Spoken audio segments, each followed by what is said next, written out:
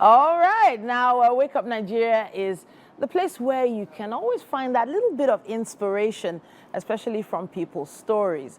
Now, we have an amazing lady in the building today, and her name is Miss Tura Shitu. She's also known as the Real Wealth Queen, and we also used to know her as the Lady Carpenter.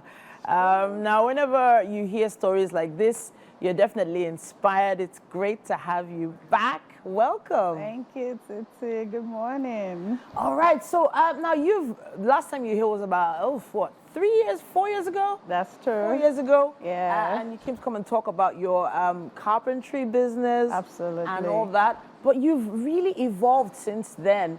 I know that you're into short letting and, of course, real estate in the USA. You need to talk to us about what's been happening from then till now.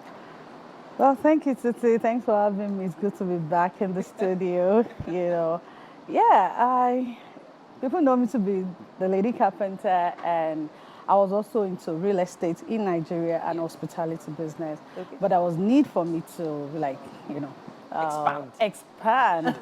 And I saw the opportunity in United States, and a lot of people, go to United States for vacation, for what have you, but we don't really understand and have the knowledge of what is happening in the United States, how to build wealth, how to make money legitimately through real estate. So I saw that opportunity, I keyed into it, and within a short period, I was able to do a lot. And I was like, okay, I can't keep this to myself. Okay. I need to bring this back home. I need to tell my people about how to...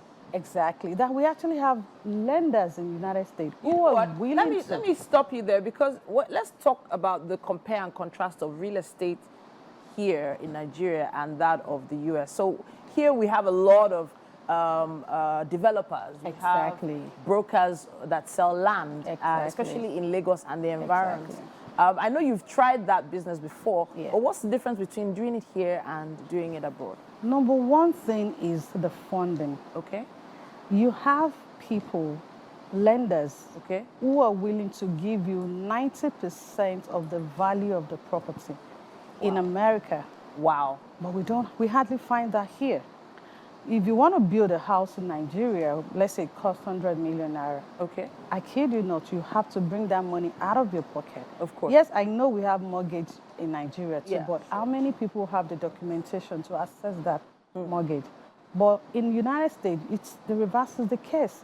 All you need is just your LLC, your EIN, that is your employer identification number, and your bank account.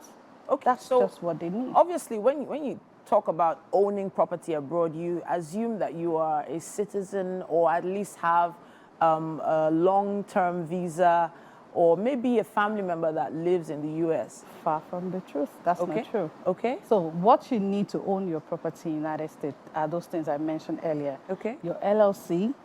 So you have to own a company? Yes, you have to incorporate your company, limited liability company. Okay. Then with that, you have your EIN. Your EIN is also like your socials. Okay. But like not for social security number, but not for yourself personally, but for your business. And with that EIN, you can do a lot of things. You can employ people. Even while you're in Nigeria, you can employ people with your EIN. You can do a lot of things. You can access mortgage. Okay. You can, access funding, which we don't have here. We don't really have that as a real estate investor here in Nigeria. You had to raise that money privately or through your families or friends and all of that. But you have lenders who are willing to borrow you that money without even seeing you, without you living in the United States.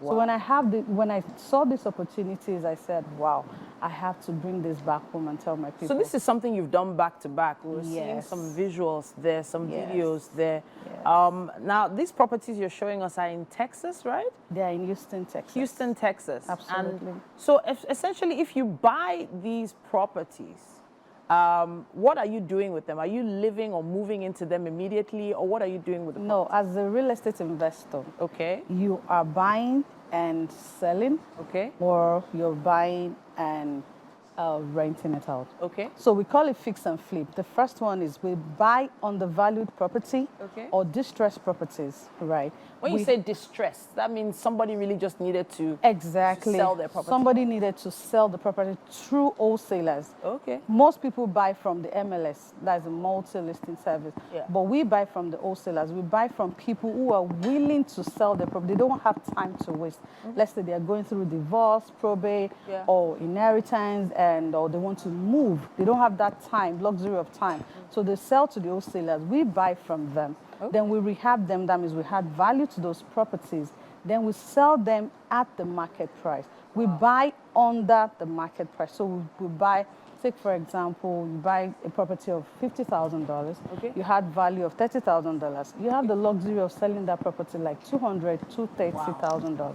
And those are some of the finished pictures we're just seeing there. Exactly. But because you are also into furniture and fittings and you understand all that, I guess the flipping part of it is also of interest to you. Exactly. So now we know what it is to, get property here in Nigeria and, to kit it out. It's not very cheap to do that. Yeah. It feels like a very expensive venture.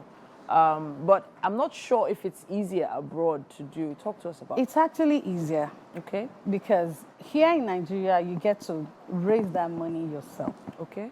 But over there, like I mentioned earlier, the lenders will borrow you 100% of the value of the rehab. Okay, so you said 90% of the value of the property, up to 90%. Okay. And they will borrow you 100% of the rehab cost. To rehabilitate it. So depending on your exit strategy. Okay. If your exit strategy is fix and flip, that is you're buying, you're rehabbing, and you're selling it within 6 months, then you make your income or your profit. Yeah. The second one is the broad strategy. The broad strategy is an acronym for buy, rehab, you rent it, you refinance. That means at that refinance stage, the bank will borrow you 80% of the value of that property. Not all this figure.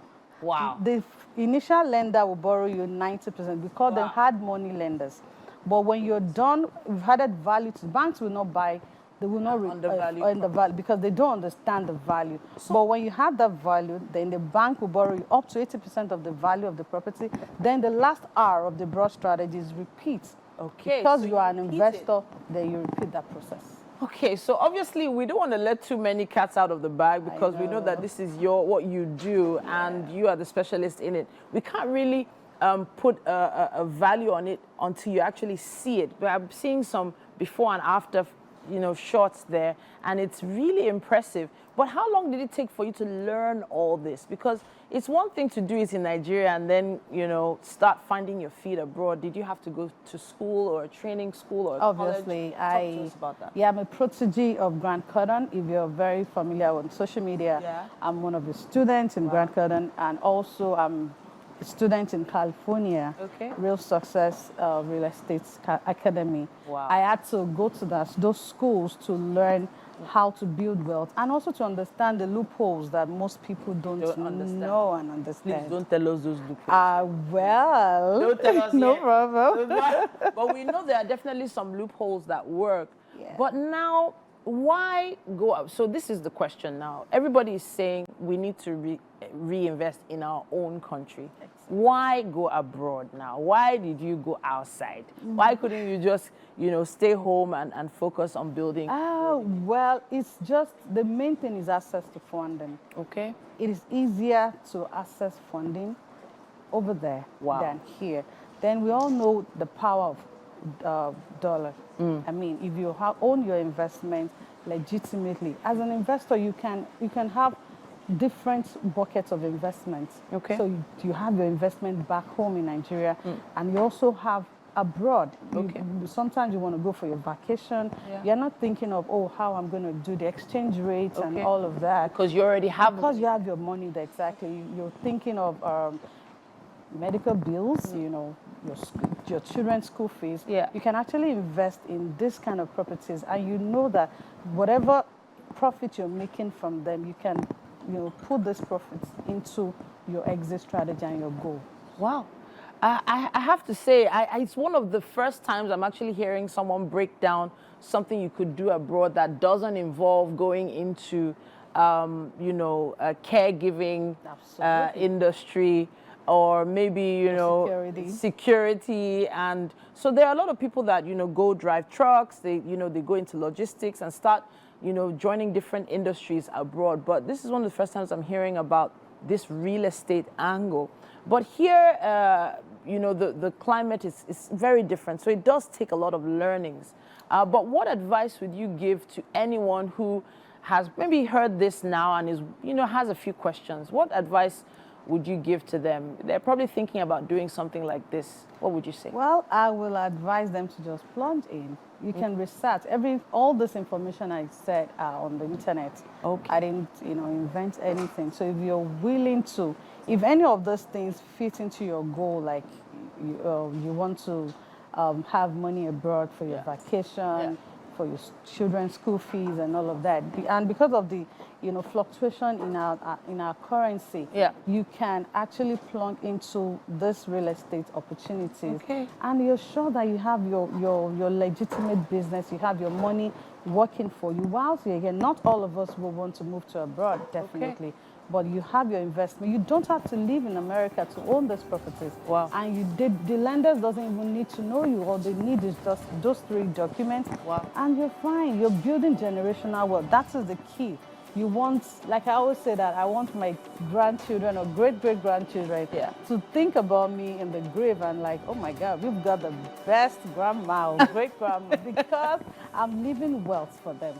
Yeah, that's my goal. Mr. Ashitu here, the Real Wealth Queen. Thank you so much for coming to talk to us. Thanks for having about Real Wealth USA. And it does seem to be a very interesting strategy, something you might want to look into. Of course, you can check her out on social media. And of course, once you're following us, you'll be getting more information as well. Use our hashtag WakeUpNigeria on TVC. Tag us WakeUpNigeria TVCE and tell us what you think about what Ms. Tura is doing.